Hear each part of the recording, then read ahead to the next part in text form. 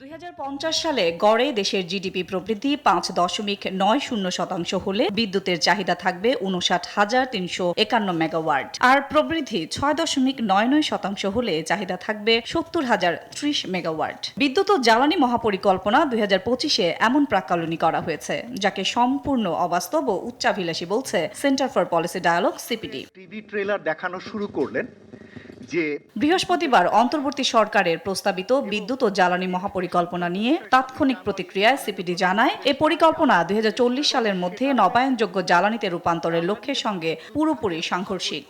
আগের মহাপরিকল্পনা এবং অন্যান্য যে প্ল্যান যেগুলোতে আমরা সবচেয়ে বেশি ক্রিটিসাইজ করেছি, সবচেয়ে বেশি আমাদের প্রশ্ন ছিল, ঠিক সেই জায়গাগুলোতে গিয়েই আবার এই নতুন মহাপরিকল্পনা অ্যালাইনড হয়ে যাচ্ছে। এ সময় অন্তর্বর্তী সরকারকে বিদ্যুৎ ও জ্বালানি খাতের এই মহাপরিকল্পনা স্থগিত করার আহ্বান জানান সিপিডির গবেষণা পরিচালক ডক্টর খন্দকার গোলাম মোয়াজ্জেম। অন্তর্বর্তী সরকার মাত্র 1 মাস সময়কালের আগে যখন তারা নির্বাচিত সরকারের কাছে ক্ষমতা হস্তান্তর করবেন, কেন তাড়াহুড়ো করে এই মহাপরিকল্পনা প্রণয়নের উদ্যোগ? কেন এই তোড়জোড়? এটা কি কাউকে তুষ্ট করার জন্য? এখনো সময় আছে, যেহেতু এটি একটি খসড়া, আমরা মনে করি যে এখনো এটি বিবেচনা করার সুযোগ রয়েছে।